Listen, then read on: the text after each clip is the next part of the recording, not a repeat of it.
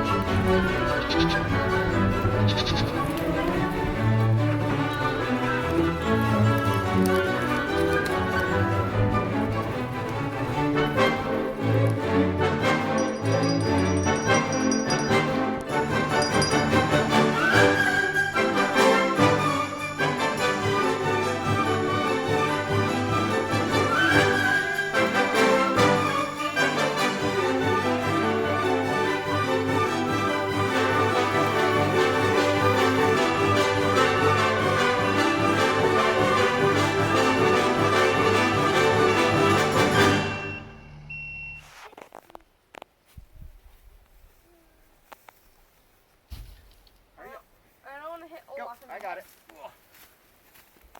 Olaf's not scared. There's one down. Here, I could actually just grab that. Where's the wire? It's easy for me to get it, but...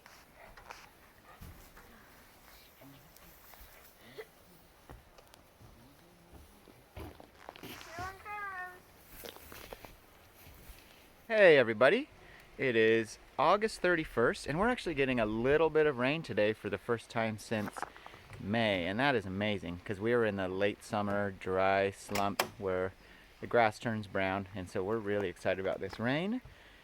James and I are going to go around the farm doing chores, and I'm just going to take you along and have the kind of walkie-talkie part of the video, so if you find that part boring, then you had 4 minutes of fun video, and see you later. So in front of the yurt, Tina did these flowers. There's black-eyed Susan, zinnia, nasturtium. I don't remember the rest, but we're really enjoying it. Tina did a great job. I think once in a while deer come and nibble on it, but other than that, things are great. And next I'll take you to the garden. Scoop of the horse manure we got. More of it's over there, and then more of it's at the top of the farm. It was an awesome deal. It was $50 a load for that huge dump truck, which basically it would usually cost a lot more than that, but some big horse farm needed to pay to get rid of it, so it's like gold for us.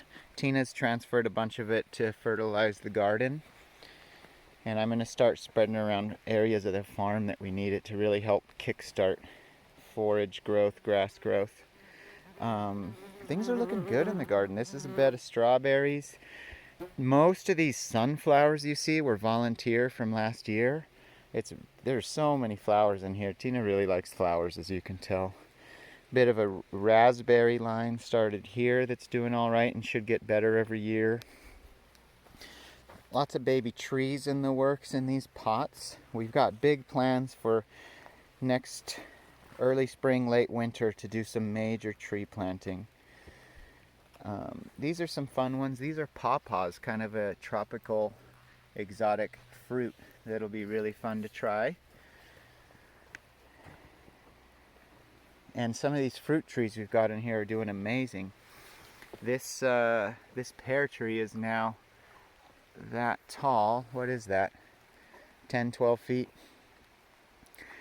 But yeah, good year for the garden, but kind of sneak preview for a year or two from now. Out past that horse manure behind it, eventually we want to relocate the garden up there and build a greenhouse up there. The reason being, winter sun hits up there, but doesn't hit down here in this garden. So this is only a seasonal garden. Can't do well in the winter. So, anyways, sneak preview for a future project. Through the summer, off and on, I've been splitting a lot of firewood. We should have more than enough for this winter. And it'd be nice to just get ahead of it and have a couple winters worth. So there's a stack of it laying there, and eventually we'll transfer it into the woodshed back there. Quick stop at the main pond. So steadily through the summer, the pond went down in height. You can see this dirt layer coming up to kind of that level of those yellow flowers. That was full maximum height in the winter. And we were worried it came way down. It's like, man, are we going to end up with an empty pond? But it really stabilized at about this height. So it's low, but not anywhere near empty. And here we are in tomorrow's September. It seems like it'll hold on at this height, and then depending on how much rain we get and how fast we get it, this will be completely full again in December, I would guess. Maybe even November. We've seen a blue heron a lot, lots of bullfrogs. Don't know if the fish we put in are alive or not. A heron would love to eat them. And sometimes we'll see a garter snake swimming through. Salamanders. Or no, I think they're newts, not salamanders. A bit of what I'm going to do with the horse manure. Spread it out as fertilizer. Don't want it too thick where it'll smother everything, but don't want it too thin. And here's our little orchard project down here, doing well. You can see how green the grass is right there, where that's where kind of pond water, spring water is underground leaking down through there. And everything you see here that's green isn't really irrigated. So this is the reason we put the orchard here, because we think it'll help it fare well all the way through the summer. We are spot watering these trees a bit to get them growing, but they haven't needed that much help.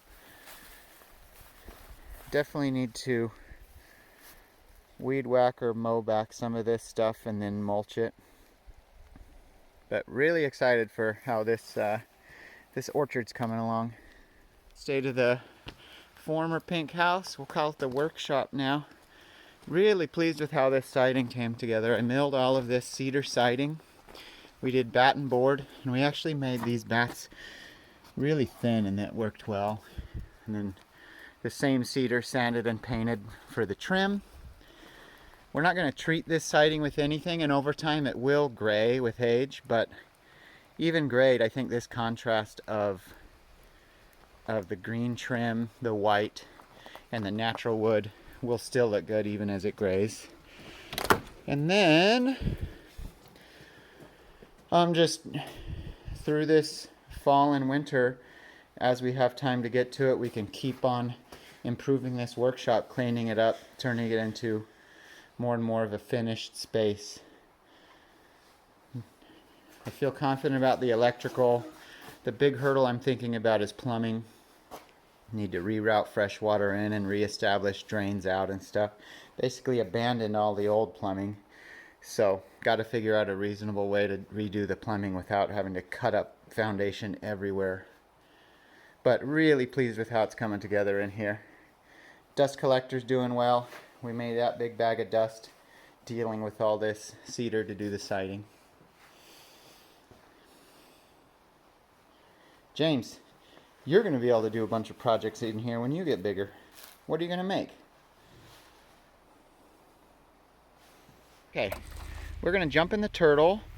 We're going to drive over the dam, through a gate that's kind of at the tip of my finger there, and up through those woods to the open meadow where the chickens are. Alright, we're past the pond, and here's the gate I was talking about.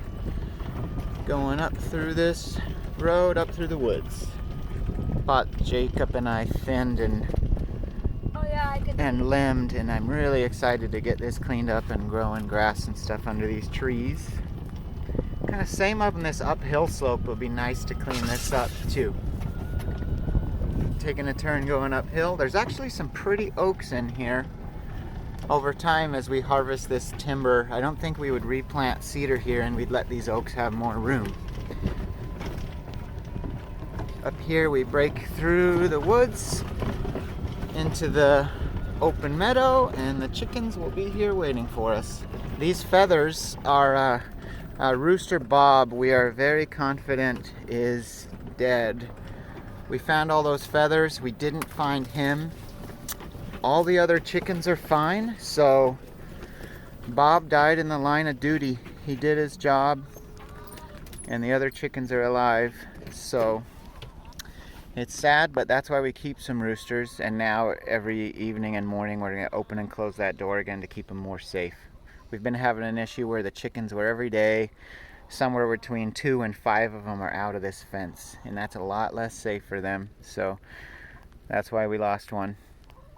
I should also say, Bob had usurped Gandalf and almost killed Gandalf, and so we gave Gandalf to our friends. And our friends aren't that keen on having a rooster anyway, so we're actually going to bring Gandalf back. So Bob down, Gandalf back. That's the story of the chickens. Give them their scraps. Give it a nice wide throw to spread it out, bud. Go! Whee! Go, chickens, go. A fresh load of new grain. This time I did 1/3 each of peas, corn, and wheat. And I think they're going to like this a lot better, both for the chickens and the pigs. Also mention, it was probably either a skunk or a raccoon that killed Bob the rooster, we would guess. It's also possible it was a fox. I've heard foxes, though, it's rare that they'd only kill one chicken. They'd often kill lots and lots, so hopefully it wasn't a fox. But it definitely happened on the outside of the pen, so they were less safe. Okay, so looking out across the open field, we're going to head south to that tip of the open field, and that's where the piggies are. Looking east right now, and the tiny new pond is back there where I'm looking, and we'll be there in a bit. Here's a few more feathers. The feathers are spread over 100 yards, so I think it was quite a battle. Poor guy. I hope he put some wounds on the thing that took him before he went down. See a logging truck come down the road. There's been a lot of logging. There he goes back there. That's our property line where you see the logging truck driving now. Now turning back towards the piggy wiggies.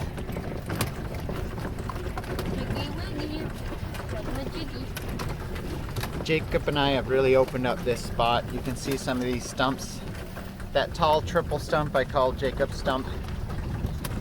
So he cut that one down a while ago. There's a lot of blackberry in here, but it's gonna turn into nice pasture.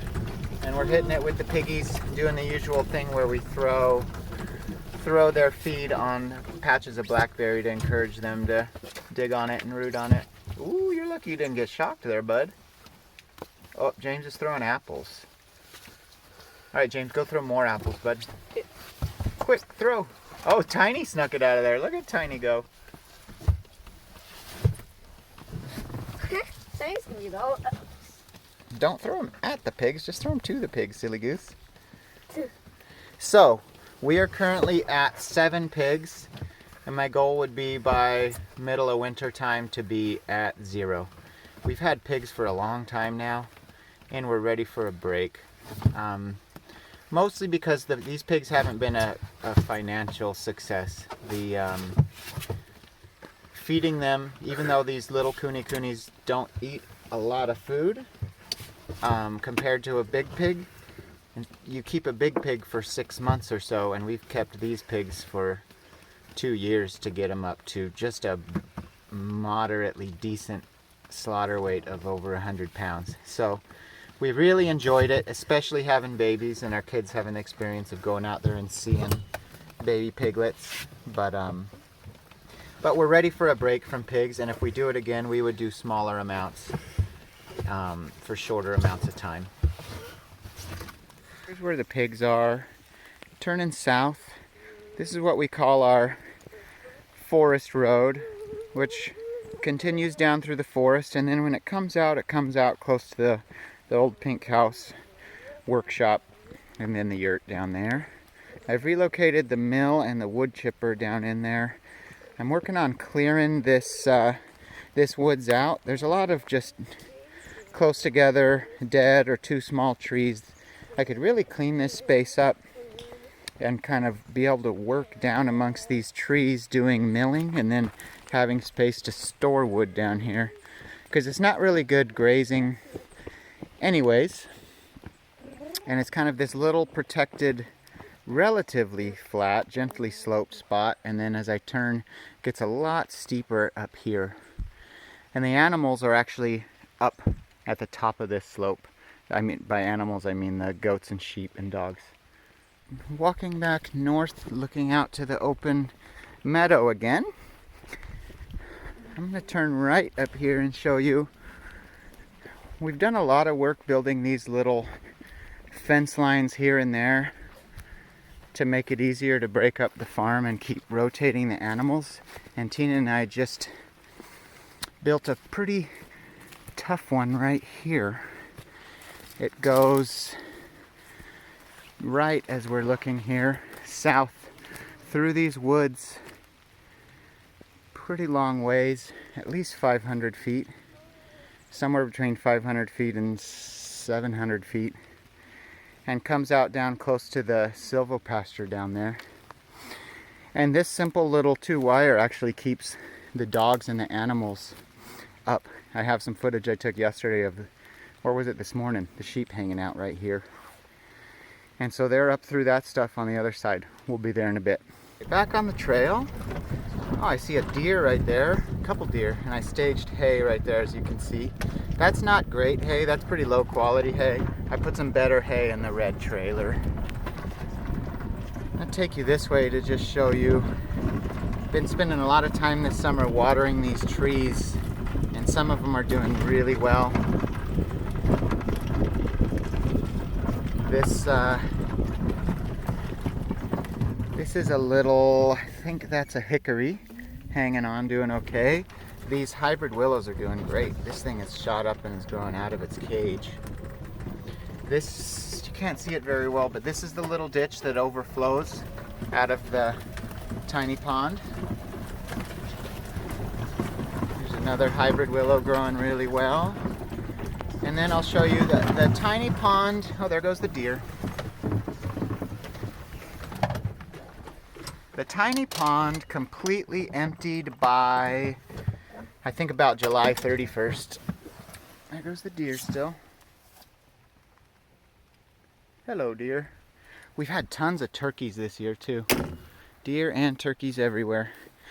So this pond definitely did its job, and held water for a few months into the summer. And then the really great thing it did is, if you look around, there is some green near it, which is a good sign that it kept kind of subsurface moisture going. And hopefully that just keeps getting better and better. Here goes James. Oh, there goes some deer. Are they about to get run over by a logging truck? Almost. They made it to the other side. No deer were harmed in the making of this video. Okay, now we're going to continue up to the top pond. Heading up this road uphill towards the top pond, but I should mention we're really happy with how installing these ponds and ditches is going, and we want to do more in rows of trees. And the one thing we know from going through a few summers here is we're going to have to drip irrigate these trees every summer to get them established. So a big project we want to do late winter, early spring is plant a few rows of trees and install drip irrigation and have the ability to irrigate them this summer. So specifically we're thinking about out across this field onto kind of that more dry hillside over there, the main meadow. That's where we're envisioning getting irrigated trees planted. And that irrigation will help the trees. The tree shade will help the grass. And then we'll plant the trees close together, and a lot of them will be fast growing sacrificial trees that in the late summer we'll feed the animals with. So turning back uphill, this is an area that Jacob and I cleaned up that should really come along nicely now that it has more space.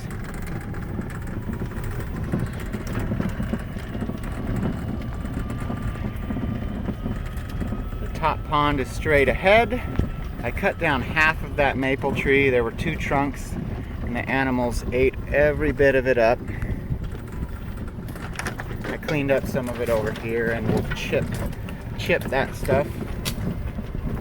The top pond. We'll walk the rest of the way up to it and I'll show you some stuff up close. Okay, so I'm standing right over the drainage ditch that runs with water all winter out of the pond overflow. We actually have this really nice layer of green grass. It looks trampled down and flat because the animals were just here and they loved it. They went straight to it. That was 2-3 foot tall green grass a week or 2 ago before the animals got to it. And then keep walking uphill, James. About right where James is, there wasn't really decent grass. It was just brown and scraggly or nothing. And so we know that's just because that's kind of clay from building the pond. You see the clay dries out and cracks really bad. So I'm going to bring more of this manure to fill in these cracks and fertilize it. I'm just going to try to be careful to do like that and not go over the other side, because manure in a pond is not good. It's basically pollution that's going to feed algae and stuff and not do anything for anybody else. I've been cutting down some of those trees to feed the animals when they were here. You can see some of them laying down. There's still plenty of density there. And the pond is low but not empty. And it's, again, like it went down really fast and then kind of slowed down. So that it seems like it won't go dry in the summer unless we have an especially long drought. So excited to see this one fill up again and just get better and better. I think as it goes through fill and empty cycles, and it forms cracks in the clay, but then sediment makes its way into those cracks. My understanding of these earthen ponds is they get better over time, not worse. So really pleased with it and pleased with the effect it had downslope. Lot of forage here for the animals to eat. They were real happy in this pen. We'll mow back all this kind of reedy grass that's still there, fight back these thistles and blackberries, and just keep improving this field.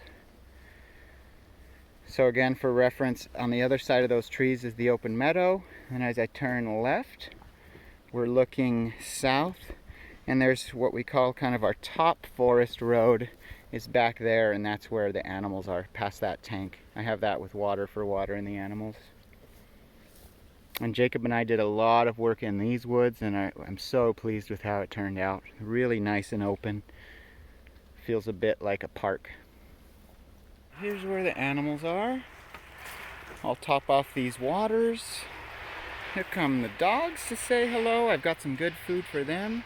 And back there I see some sheep laying down. I'm sure they'll come to visit us in a bit. Hi, beautiful girls. The critters are all coming out of the woods towards us. I'm gonna go find a small to medium-sized maple tree or something to cut down for them to eat. The lambs are looking really good. It's getting to the point where the lambs and the mamas are about the same size. What you're looking at is a mix of babies born this spring and mamas that are a year older than that. The goats are doing good, and we bought 2 new goats. We're calling them Matilda and Nutmeg. They are really high quality goats from the ranch where Lavender was born, Lookout Point Ranch. So we now have 3 of them. Here's those girls there, the black one and that tall white and brown one. The tall white and brown one is huge. For the list of goats he had for sale, she was the biggest. She's a big old 130, 140 pound goat at a little over 1 year old. And the black and white one is smaller, but she came from a mother that consistently had twins and triplets, so that'll be a good thing to add to the herd. They were very expensive but very high quality genetics, and we thought, okay, we've spent enough time really dialing our goats. We've seen how some of the goats did, like these little girls, their mother who died. We know that some of that stuff's really tough, and we want to focus on the good genetics of some of these Lookout Point animals. So we're going to do some getting rid of some sheep and goats that did the worst and really focus on the ones that are going to do the best. And that's going to be part of making our animals better and better, higher quality. Anyways, let's go find something to cut down for. Looking down in here, I can see that maple peeking up there. That's what I'm going to go cut, and I'm going to have James try to film it for me. You can see I've previously made a trail down into here. We're walking towards that slope where on the other side of it is that forest road and the pigs and the mill and all that stuff. That's down through this jungle. Probably less than 100 yards as the crow flies, but it's funny, when there's a wall of brush and a big slope and stuff, it seems a lot farther. But yeah, I'm going to cut some of this maple here.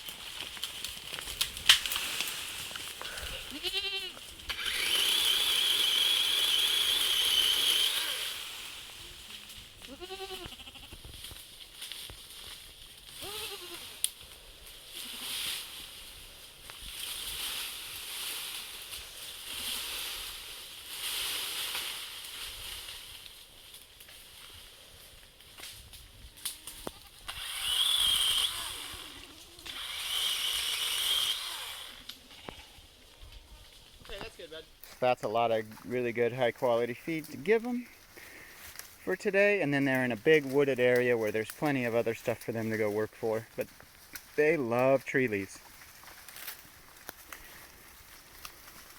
This is one of the reasons why we want to plant a lot more trees and use them as summer feed, because when the grass is brown and not growing, we can have trees to feed them.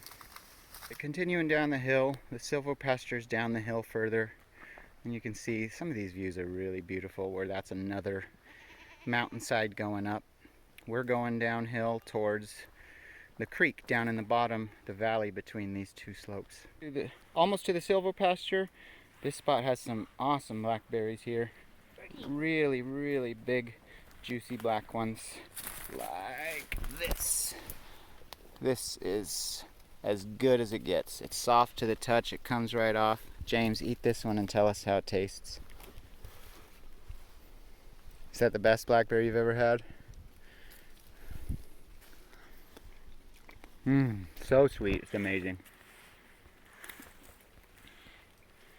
These blackberries do have a little bit of redeeming value. So this rough slope above the silvo pasture, I really want to get aggressive this winter fighting it back.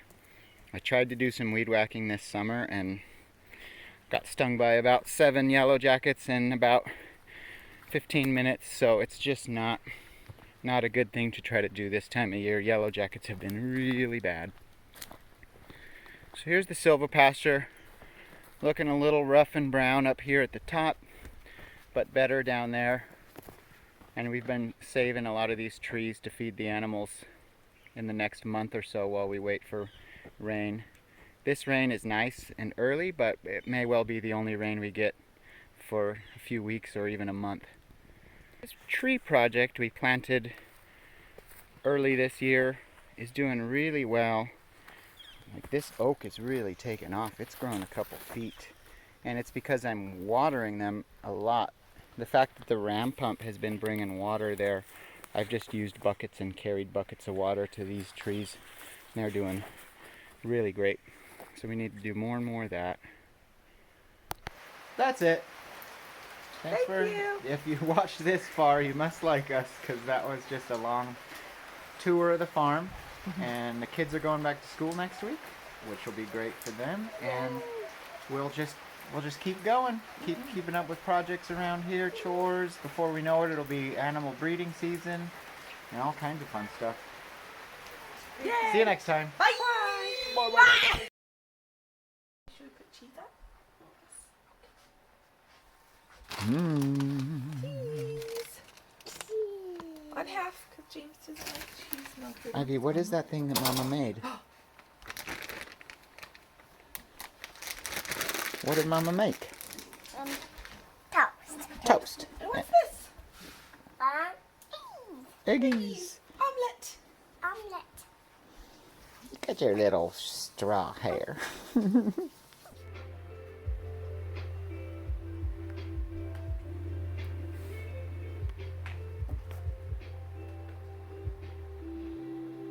Oh, I'm having a good hair day here. Ooh, and a bug just flew in my eye. This is a disaster. Good hair day here. Ooh, and a bug just flew in my eye.